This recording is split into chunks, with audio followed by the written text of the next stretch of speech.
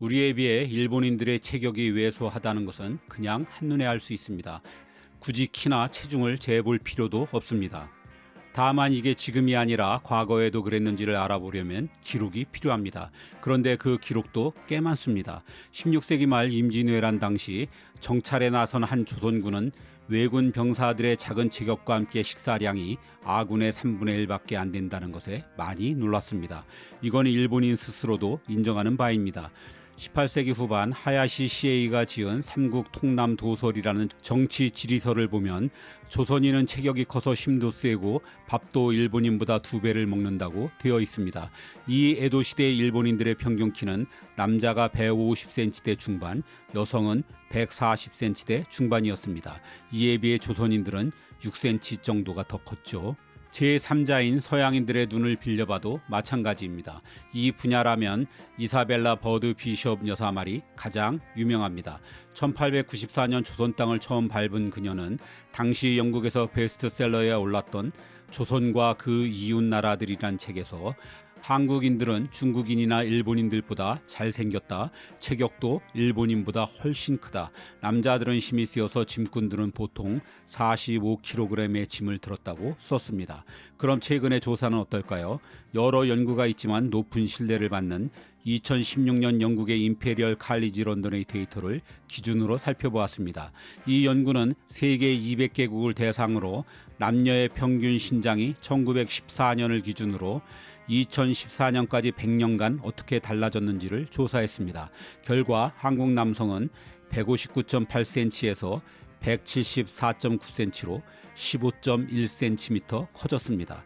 이는 세계 세 번째로 큰 폭이고 전체 순위는 세계 151위에서 51위가 되었습니다. 이 조사에 의하면 한국 남성은 아시아에서 키가 가장 큽니다.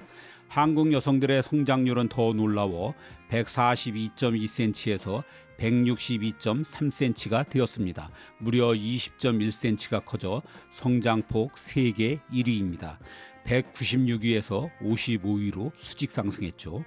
반면 일본 남자는 156.1cm에서 170.8cm가 되었습니다. 세계 187위에서 102위로 일본 역시 대폭 상승했지만 평균 이하입니다.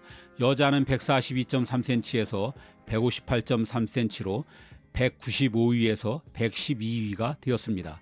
어쨌든 한국인은 일제 후반과 6.25 전쟁 등 극단적으로 영양 공급이 부실했던 시기에 성장한 세대를 제외하곤 역사 전체를 통틀어 일본인보다 키도 크고 체중도 더 나간 것은 확실합니다. 이쯤에서 이제 본론으로 들어가 왜 일본인들은 왜소한지를 알아봅니다. 우선은 인종적인 요인부터 꼽지 않을 수 없습니다. 추운 지방일수록 사람도 크고 동물도 큽니다. 이를 베르그만의 법칙이라고 하는데 키순위의 상위권 국가들인 네덜란드, 덴마크, 노르웨이 등이 모두 북쪽에 있는 국가들인 것만 봐도 알 수 있습니다. 이는 추운 지역에선 키와 덩치가 클수록 체온 유지에 유리하기 때문입니다. 반대로 더운 지방은 체구가 작을수록 유리한데 모두 자연 선택에 의해 환경에 적합한 유전인자가 진화한 결과죠. 어쨌든 시베리아의 혹독한 추위 속에서 진화한 북방계가 한반도와 일본으로 내려오면서 남방계의 인종과 뒤섞이게 됩니다. 그런데 아무래도 바다로 막힌 일본보단 우리 땅의 북방계가 훨씬 더 많이 오게 되었죠.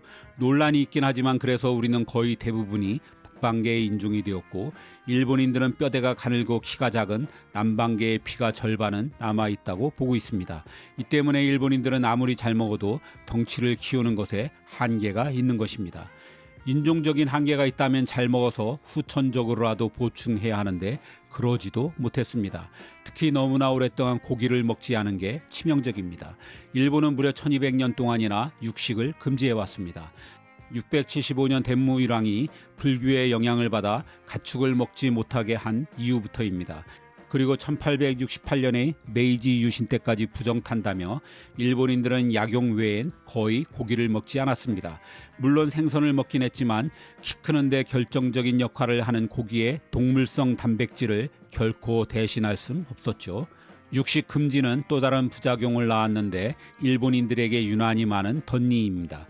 너무나 오랫동안 질긴 고기 대신 생선과 채소 등 부드러운 음식만 먹다 보니 턱 근육이 점점 퇴화되어 갔습니다. 턱 크기는 작아지는데 이는 그대로이니 치열이 아주 엉망이 되어버린 것이죠. 더구나 일본에선 덧니가 귀엽다는 인식이 강해서 한때 여성들 간에 일부러 덧니를 만드는 성형이 유행하기도 했습니다. 그러니 덧니가 더 심해졌죠. 메이지 유신을 추진하면서 일본 지배층들은 서양인들의 체격에 상당한 충격을 받았습니다. 서양인과 일본인이 함께 서면 마치 어른과 아이 같았으니까요. 그리고 이 모든 건 고기를 안 먹은 탓이라고 판단하고 졸지에 일본 왕이 직접 앞장서 고기 먹기 운동을 벌였습니다. 고기를 먹지 않으면 문명인이 아니다. 이게 당시의 슬로건이었습니다. 이에 대한 사회적 반발이 무척 심했습니다. 고기를 먹으라는 명령을 내린 일왕을 암살하기 위해 10명의 자객이 궁으로 난입하기도 했습니다. 그 이유는 고기를 먹으면 일본의 정신이 더럽혀져서 신들이 살 곳이 없어지게 된다는 것입니다. 1000년 이상 먹지 않던 고기를 갑자기 의무적으로 먹으라고 하니 백성들의 고충도 이만저만이 아니었습니다. 무엇보다 고기 비린내를 견뎌내지 못했습니다. 그러니 어떡하든 고기를 먹게 하기 위한 새로운 음식을 개발해야 했습니다. 그게 스키야키와 샤브샤브입니다. 가장 중요한 건 고기에 대한 거부감을 줄이는 것입니다. 그래서 스테이크 같은 고기 덩어리 대신 최대한 얇게 슬라이스했습니다. 그리고 일본인들에게 익숙한 간장과 된장, 설탕으로 국물을 만들고 고기를 채소와 함께 먹게 했죠. 일본인들이 오래 먹어온 국물 요리에 생선 대신 고기를 넣은 것입니다. 일본인들은 여기에 한 가지 장치를 더했습니다. 바로 고기를 날계란에 찍어 먹게 한 것이죠. 고기의 비린내를 거부감이 덜한 계란의 비린내로 대체한 것입니다. 이런 요리의 결정판은 돈가스입니다. 일본식 돈가스는 프랑스 요리인 코틀레트에서 가져왔습니다. 입자가 고운 빵가루를 쓰는 코틀레트와 달리 일본식 돈가스는 두툼한 빵가루를 쓰죠. 왜 그랬을까요? 그건 아예 고기임을 감추기 위한 것입니다. 그리고 포크와 나이프 대신 일본인들에게 익숙한 젓가락으로 집어먹을 수 있도록 잘게 잘랐죠. 역사적으로 일본인들은 고기를 먹지 못하게 되면서 더욱 탄수화물 위주의 식사를 하게 되었습니다. 그건 말할 것도 없이 쌀밥 위주의 식사입니다. 일본은 북해도 지역을 빼고는 대부분 쌀 농사가 가능한 땅입니다. 일본인들이 흔히 먹는 텐동, 주동 등 덮밥류도 당연히 밥 위주입니다. 여러 반찬과 함께 먹는 것에 익숙한 우리에겐 밥을 덮고 있는 튀김이나 고기가 너무 적게 느껴집니다. 거기에 아무 반찬도 없이 밥에 가루를 뿌려 먹는 후리카케도, 쌀밥에 녹차를 부어 먹는 오차즈케도, 우동도, 라멘도 온통 탄수화물 천지입니다. 반면 우리는 반찬 위주죠. 밥을 다 먹어도 반찬이 늘 남을 지경이니까요. 그만큼 우리 식단이 일본보다 영양 공급이 다양하다는 뜻입니다. 호사카 유지 세종대 교수는 일본인들의 체격이 왜소한 이유로 단 음식을 꼽았습니다. 우리처럼 몇 개라도 먹으면 그 때문에 밥이라도 더 많이 먹을 텐데 일본 음식은 대부분 달아서 자꾸만 소식하게 만든다는 거죠. 소식하다 보니 충분한 영양 공급이 안 되는 것이고요.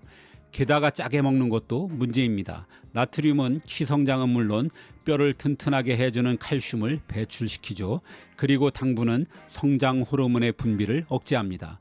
달고 짠 데다 탄수화물을 중심으로 한 식습관은 또 다른 부작용을 가져왔죠. 일본의 국민병이라고 하는 당뇨입니다. 일본인들은 1억 2천만 인구 중 2천만 명 이상이 당뇨병 환자입니다.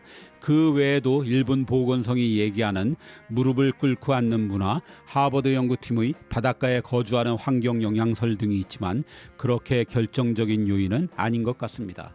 세 가지 요인을 다시 정리하면 첫째는 인종적 한계, 둘째는 육식 금지로 인한 단백질 부족, 셋째는 키 크는 데 방해가 되는 달고 짠 탄수화물 식단이라고 하겠습니다.